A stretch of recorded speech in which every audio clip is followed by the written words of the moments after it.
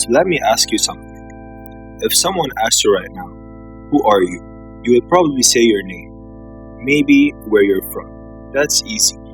But what if your entire country couldn't agree on the answer to that question? That's exactly what Lebanon was dealing with in the 1920s. The Ottoman Empire had just collapsed. France was now running the show, and Lebanese people were split. Some said we're Arabs, some said we're part of Syria, and then there was this other group that said, no, we're something way older than all of that. That group is the young Phoenicians, and that's what we're talking about today. Okay, before anything, quick history lesson, and I promise it's actually interesting. The Phoenicians were a nation civilization that lived right here on the Lebanese coast. Cities like Byblos, Sidon, and Tyre.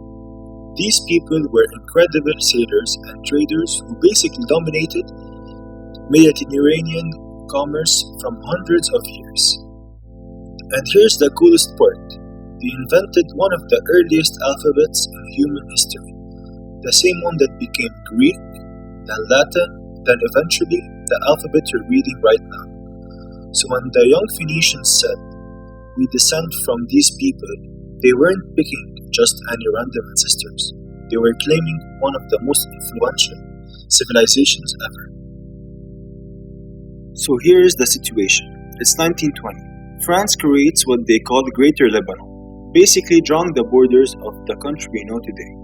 And out of this moment, a group of young educated Lebanese intellectuals, mostly Christian, heavily influenced by the French culture, come together around one big idea. They say, the Lebanese people are not Arabs. We are the direct descendants of the ancient Phoenicians. A completely separate people with our own history, our own identity, and our own civilization.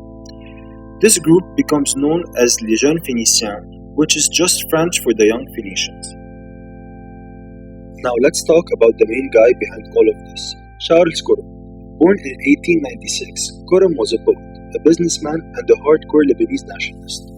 In 1919, before Lebanon even officially existed, he launched a magazine called the Revue Phoenician, the Phoenician Review, where he pushed this idea that Lebanon's true identity was Phoenician, not Arab. But he didn't stop here. He also argued that the Lebanese dialect, the way Lebanese people actually speak, wasn't just some version of Arabic. He called it an evolved Phoenician language.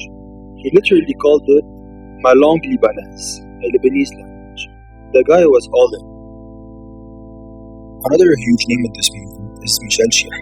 Now Chiha wasn't a poet, he was a banker and a political thinker.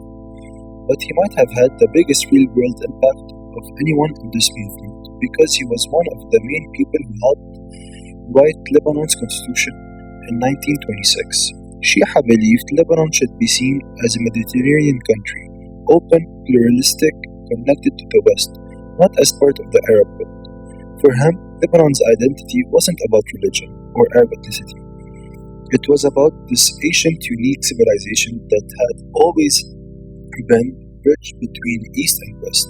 His ideas literally got written into how the Lebanese state was built. We can't talk about this movement without mentioning Emile Eddi. Eddi was one of the most powerful Lebanese politicians in the Mandate era. He actually served as the president of Lebanon in the 1930s. Like Kourou and Chiha, he was a staunch believer in a Lebanon that was separate from the Arab world. He wanted a smaller, more plural Christian Lebanon, closely tied to France, rather than a bigger Lebanon that would have had a larger Muslim population. For him, the Phoenician identity wasn't just a cultural idea, it was a political strategy. Keep Lebanon small, keep it Western, keep it distinct. His vision clashed with others who wanted a broader, more inclusive Lebanese identity. And that tension between those two visions is something that defined Lebanese politics for decades. And here's where it stops just being a philosophy and becomes actual politics. In 1919, the Maronite Patriarch, basically the head of the Lebanese Christian Church, traveled all the way to Paris Peace Conference, where world leaders were redrawing the map after World War I, and his argument to get Lebanon its own independent state. He invoked the Phoenician identity. He said Lebanon is not Syria and it's not Arabia. It's its own ancient civilization and it deserves its own country. And it worked. Greater Lebanon was proclaimed in the 1920s. The Phoenician idea literally helped draw Lebanon's borders on the map. But here's the thing, not everyone in Lebanon was buying this, and this is actually the most important part to understand. Lebanese society at this time was deeply divided on the question of identity. On one side, you had the Phoenicianists, mostly Maronite Christians, saying we are unique Mediterranean people, we are not Arab, our roots go back to antiquity. On the other side, you had Arab nationalists, many of them Muslim, saying we are part of a greater Arab world, our language is Arabic, our culture is Arab, and we belong to the larger family of nations. These weren't just two opinions, they were two completely different visions of what Lebanon was supposed to be. And that divide, it didn't disappear, it ran through Lebanese politics through the civil war, and honestly you can still feel it in Lebanon today.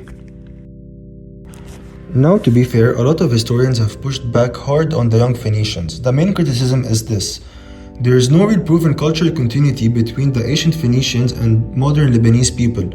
Genetics actually show that most Lebanese descendants from Canaanite populations, broadly, not specifically Phoenicians, and many scholars argue that the whole Phoenician identity was kind of manufactured, that France actively encouraged this to separate Lebanese identity because it kept Lebanon close to the West and away from Arab nationalist movement that threatened French power in the region.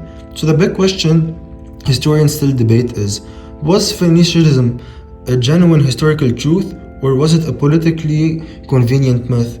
There is no easy answer to it. Whatever side of the debate you land on, the legacy of the young Phoenicians is real.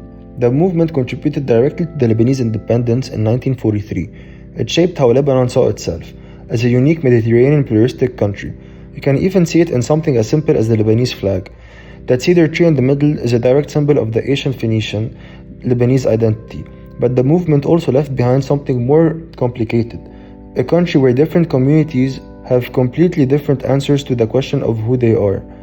And that unresolved tension has had consequences Lebanon is still living with today. So to bring it all together, the young Phoenicians weren't just a group of guys who linked ancient history. They were responding to a real crisis. Lebanon had just been born as a country and nobody could agree on what it meant to be Lebanese. Through figures like Charles Korom and Michel Chiha, they built an ideology that shaped the country's politics, its borders, and its identity. Was it perfect? No. Was it controversial? Absolutely. But understanding that the young Phoenician is essential to understand Lebanon, where it came from, why it's so divided, and why the question of identity still matters so much. That's it for today. This has been Kurt Nofal for History 246. Thank you for watching.